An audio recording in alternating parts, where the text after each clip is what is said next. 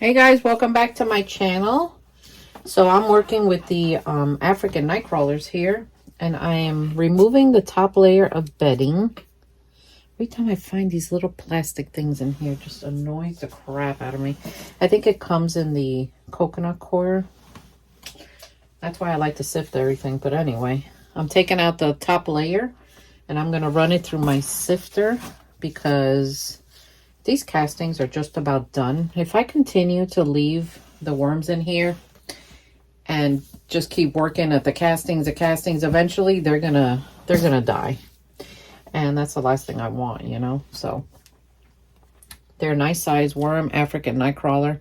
But you know, if you want to keep worms large like this, you either have to have them in a big tub and monitor their amounts, or you have to divide them and put them in other bins. But I just keep them here because I'm not interested in having them on my wall and starting the dividing with them. African nightcrawlers can be difficult to work with, especially down here in my wormery through the winter. So, you know, now if you want a worm that gets rid of carbon, like cardboard, leaf litter, boxes, paper, these guys will do an incredible job. Like, they really love that. But I'm just taking the top layer off and just see. They're everywhere. But I think this is dry enough to run through the sifter. We're going to try. You don't know unless you give it a try. I mean, look at them. They're a nice looking worm. And then let's see what happens. All right.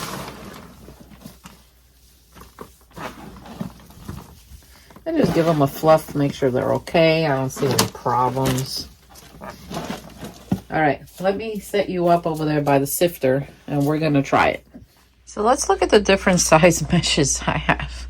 So this one is a 10, and that one came with the machine.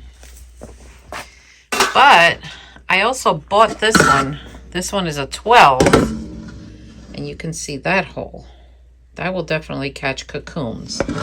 But then I have other sifters. I have these green ones, which I've kind of figured out a way of how to put these on the machine. This one is a 112. And let's see. Definitely will catch cocoons. Then I have this one that's a little bigger. This one is 18. And yeah, it's a little bigger, but I think it'll catch larger cocoons. Then I also have these sifters. I like these. I've used them several times. This is great for like red wigglers. Then I have this one. Let me show you this one. See, this one is bigger. This one will definitely catch the larger worms if you don't care about babies falling through. And this one, I think it's a little small. It's the same thing as the first one with the cocoons. Then I have this one. This I use for my larger African nightcrawlers. If you don't care about smaller worms or babies falling through, this is definitely the one. Now my question is, which one should I use? And the answer is, it depends on the dryness of this. Will this be dry enough to go through the smaller mesh and catch cocoons? I don't know. Seems still wet to me. But we could try and see what happens. I can always switch the mesh out. So I got these bungee cords that I found in here, and I made knots to try to hold this down. But when I turn it on, it is so loud and it rocks like crazy. So I'm going to have to come up with a different idea for this. I think what I'm going to do is sift them out with this by hand and then run the castings through the sifter that this machine came with. Break this, you know. So first let's try it with this smaller one and just see what happens.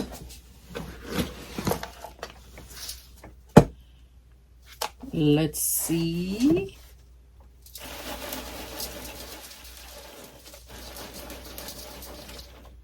I think I'm going to put you on this side. Just the lighting over here is so weird, but look. There's still castings, but the worms are there, so we're gonna do this and then we're gonna go to the machine.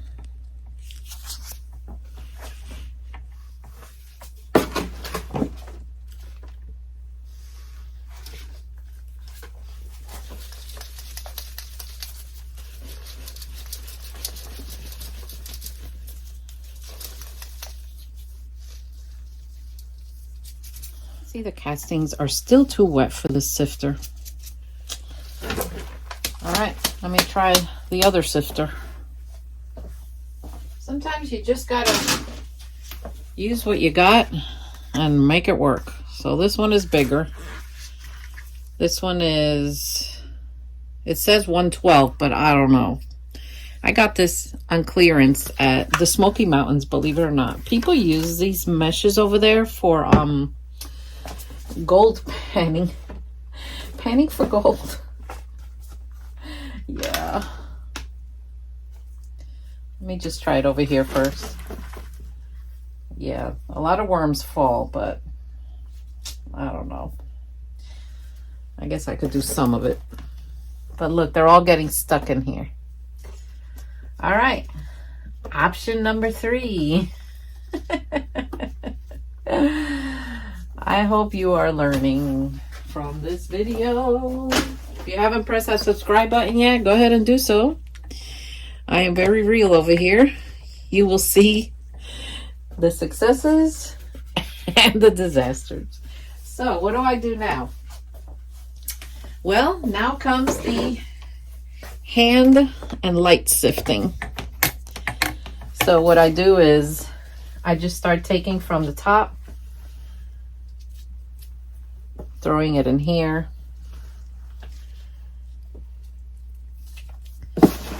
Let me mix them so they can go down. Sometimes I like to form them into like a mountain here in the middle. And then while they do that, you know, I do other things. And they'll go down, and then I just start skimming off the top.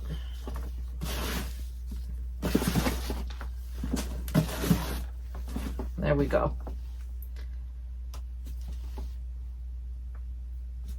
Little pieces of plastic. All right. So we're going to give them a chance to go down.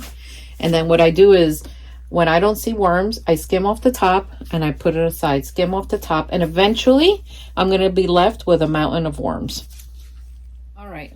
Let's try the 12th mesh and see what it catches. This is the, I think it'll catch cocoons. Look how much quieter it is. Let me just do a little bit. See if I get any castings. Not much. Look. That means the stuff is still kind of wet.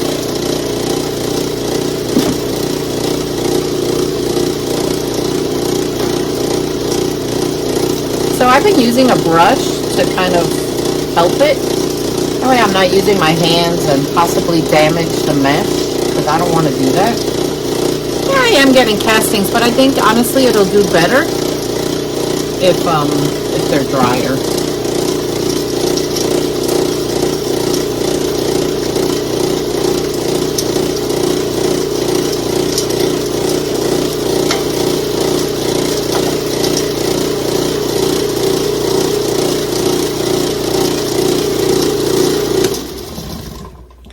Yeah, these castings could definitely, look, see how they're clumped? Could definitely use with being a little drier. And these are the finished ones.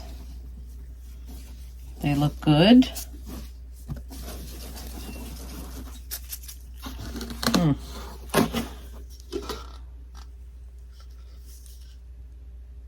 I just want to see if there are cocoons in here. There should be. Oh yeah, there they are. There they are. Sometimes I don't see them because they're like brown in color. Did catch a worm. Okay. Yeah, these castings are going to have to be drier for sure. There's a baby worm. And that's what fell through. That's what fell through. So I'm gonna scrape that out.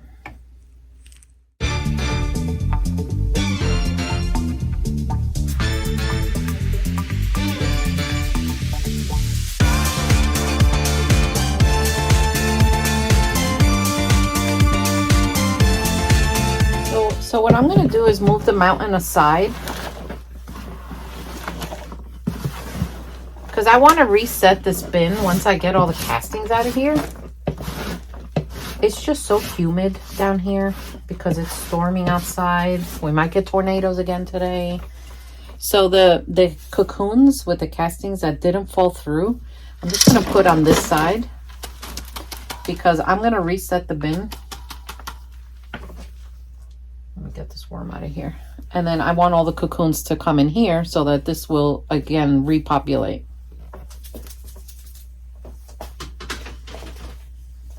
So I'm going to continue to fluff the castings I did get out with my hand. Every day I do this because castings, once they dry, they start to get hard if you don't fluff them up and kind of break up these little pieces. And if you do this every day, your castings will start to turn to kind of like a powder.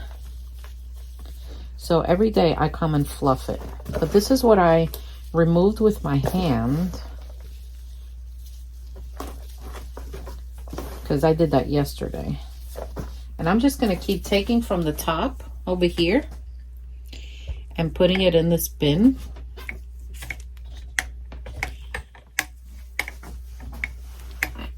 See, I just go like that. I don't see worms. I plop it. And I do this as the light pushes them down. It takes a little bit for them to go down, so I just go do other things. And eventually, you know, I'm left with a pile of worms, and then I have to reset them. Then I just start continuing to dry the castings. These guys are slower to go down. I noticed that my red wigglers, they go down faster. So when I find worms in the little pile I took, I usually throw them to one corner. That way they end up over there. You know, worm farming is patience, and you learn by trial and error, just by doing. I mean, on this channel, I try to teach everyone what I do, but trust me, guys, I have made mistakes, but that's how you learn. You know, I know not to do that again. But I have had bins set up the exact same way and have one of them go completely anaerobic, and I have no idea why. And yeah, I've had that happen. I've ordered worms from people in the past that I won't order from anymore because the worms arrived sick. And one time they did arrive sick, and I had to do an emergency rescue so I wouldn't lose all the worms. And that's a video that I filmed. I'm sure you can find it, or if I remember to link it here. But you know, I won't order worms from just anybody anymore.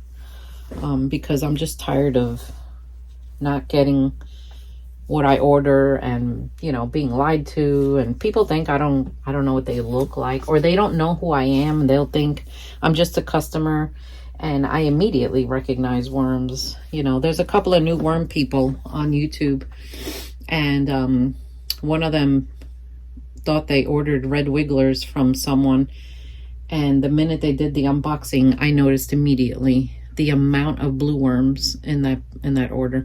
And you know, blue worms, you either love them or you hate them. They're great for composting. They really are. And they'll eat anything. I just don't like their behavior, you know, and you can't put them outside in the cold.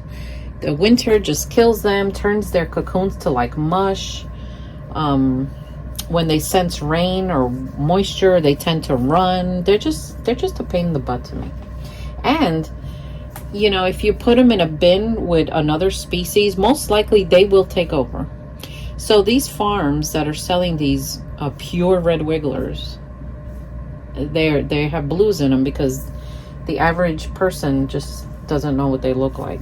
But you know, if you're just wanting worms for composting and you don't really care, then it's fine. But you know, she bought them as pure red wigglers and they're not. So that's the issue I have with that subject. I don't have blue worms in my thing, in my wormery. I only buy worms from 2 people, and you've heard me mention them before. I buy worms from New Soil Castings, and I buy worms from Missouri Worm Supply. And that's it. And they know that I know how to identify worms, and you know, they know what they sell, and I know what they sell, and it's the pure stuff. So you know, pure red wigglers are not cheap. If you see like a really cheap price, I would definitely question that. And you know, we worm farmers that have pure stock, we work hard to keep it like that. But you know, that's okay. To each their own. You know, I'm about doing the right thing, doing right by people. People know that. So these African night crawlers are like taking forever to go down, but that's okay. We'll work with them. So while they do that, I just do something else. Sometimes I do it by hand, but then sometimes I also use a brush. And I try to get the brush with the soft bristles so it doesn't hurt them. And you just gently brush the surface off. If you see worms, I just take them and go like that. Sometimes in the coconut coir or peat moss, you'll find little pieces of plastic. I have found like a rock. Sometimes you'll find little things like that. Just take it, put it in my bin, and I keep going. It just gently brushes the surface off.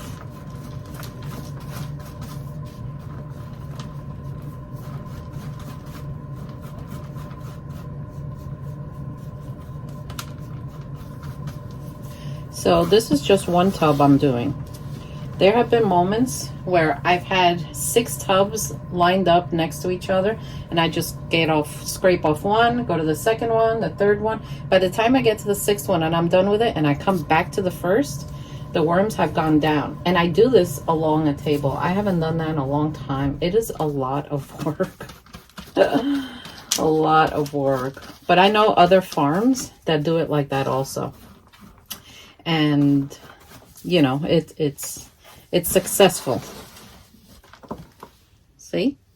So I'll just put it over here. So now these castings, when they dry, the ones I'm putting over here, I'm taking off here, then I'll put them through the machine because they're just too wet. It's just not worth the effort if they're gonna just get clumped up.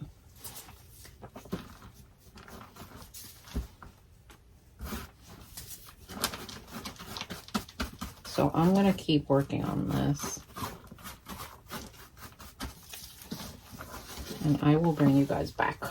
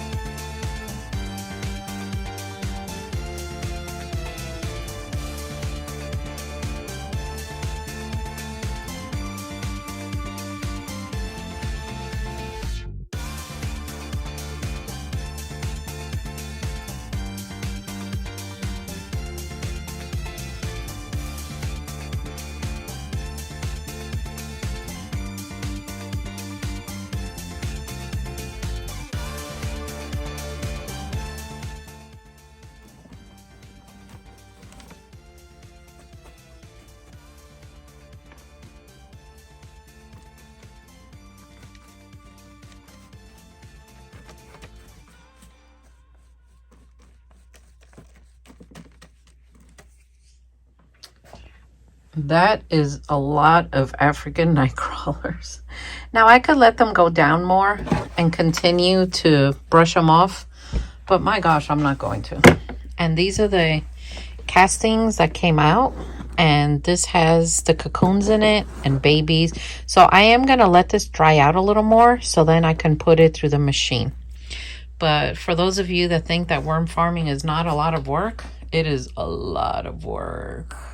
So what I do now is I reset this bin. I add more bedding, whatever I'm going to use.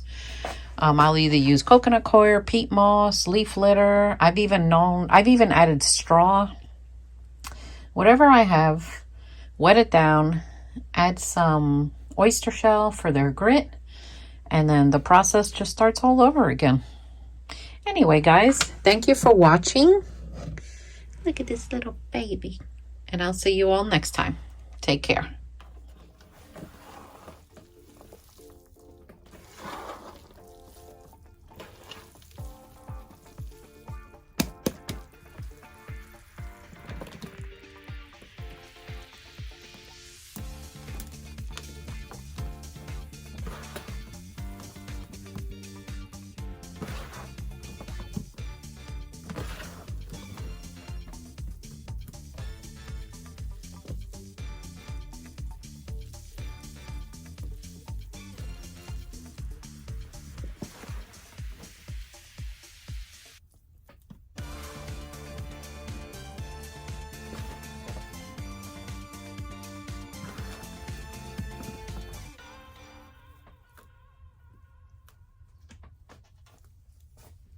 So here it is. I covered them. I wet the paper. Now I put plastic on top and I give them a day to settle in again. And then I start feeding them again. And basically that's how it starts all over again.